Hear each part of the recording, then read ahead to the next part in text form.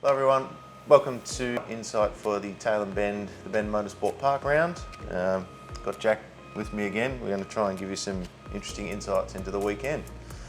So, first question, Matt had an impressive weekend. Engineering wise, what did we do to support this? I think there was a couple of different things. Firstly, we had a very successful test day. We went there with some pretty clear goals of what we wanted to achieve, not just from understanding the car, but also from developing Matt, developing some of his techniques, mainly around his race technique and how to manage the tyre. So that was a really big takeout for us from the test day, but then also just increasing his level of preparation as well as mine and the rest of the team's level of preparation from a driver and engineering standpoint, so that when we got to Tail and Bend, we were as prepared as possible. The race weekends are so tight, so crammed, you don't really have much time to think, so you got to have as much pre-planned before you get there. Al, overall we seem to have more pace at the weekend. How can we continue that momentum into the enduro rounds? Yep, so like Jack said, we had a very good test day a week and a half before the Bend event. We learned a lot more about the new aero package that the Mustang's got now. So that knowledge that we've gained from that test day certainly helped us at the Bend, and now gives us a good understanding of what to attack at our next test day, which is our endurance test day in a week or two's time. Then head into Sandown. Sandown's a very different track, so we will have to adapt to what we've learned at the Bend to a different circuit. So the jury's still out as to whether we can continue that momentum, but we feel like we've got a much better understanding of the basic package that we've got to be able to adapt it to the specific circuit. There's definitely a lot more momentum amongst the boys and stuff. Everyone's a bit up and about after the weekend. Was really successful. The weather was warmer than expected, which means it got to double figures. Yeah, temperature at the Bend. How did we adjust the setup and strategy accordingly? Well, I mean, so the weather might have been warmer on the gauge, but the wind chill factor was definitely brought it back below double figures. So I think for us, the weather itself played a bit of a role in how we adjust the setup or think about what we want to do for the session.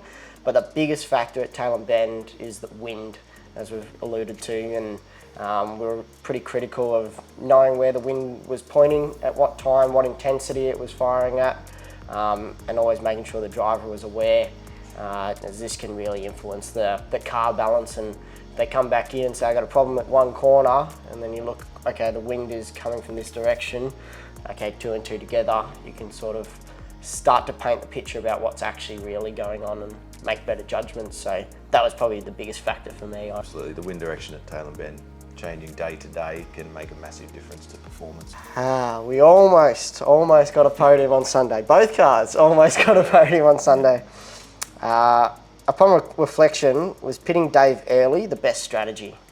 Yeah, I think it was.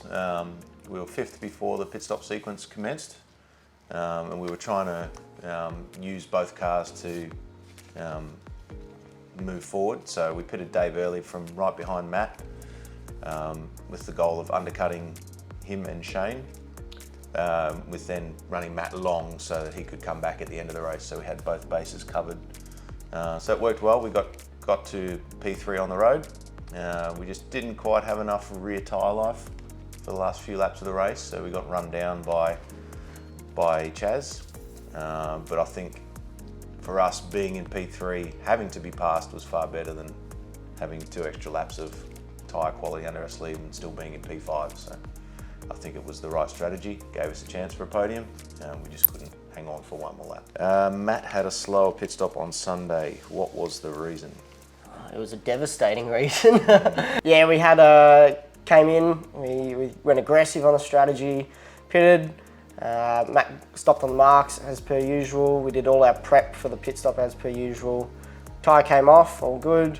Next one went on, wheel nut wasn't going on, wheel nut stripped. So luckily we came prepared, we have spare wheels ready to go, so we swapped it out for the next one, put the spare tyre on and went. We lost about 8 to 10 seconds in the pit lane during this sequence. But yeah, ultimately it was a a wheel nut failure. We're still reviewing that as to what went on. Disappointed we missed out on a potentially a really good result from that, but more to come in the future. Al, you're a passionate man when it comes to motorsport, and we saw that on TV when Mostert got ahead of Dave.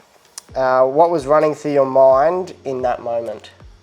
I probably can't put on video exactly what was running through my mind because we'll get in trouble. But obviously, we've had a fairly tough few rounds, so to get back onto the podium was looking like a great little reward and a pick me up for the team. And we got so close, 1 lap to go, and getting past into turn 1 on the last lap was less than ideal. Yeah, so obviously when you've worked so hard to get back up the front again and get the podium taken away from you at the last lap, you obviously get quite frustrated. So you settle down a few minutes afterwards and go, still a good result. We tried our best, just didn't quite have the tyre life to really fight right to the end of the race. Okay, Jack, last one. Fords appeared to be more competitive over the weekend. Do you have a theory on why, and did the characteristics of the track contribute? I think the Tail and Bend track not so much suited the Ford, but definitely suited our car and our philosophy. I think we learnt, like we said, we learnt a hell of a lot at that test day, and that definitely put us in really good stead going into the Tail and Bend round. So I think for us, we probably executed all the little details the best we've done all season long, and then that's what netted us our good performance and our good result. I think certainly the track does factor into it. Fords have typically gone stronger at Tail and Bend for whatever reason, suits the characteristics of the car. Well, thank you once again for tuning in with Al and I, and we'll catch you next time.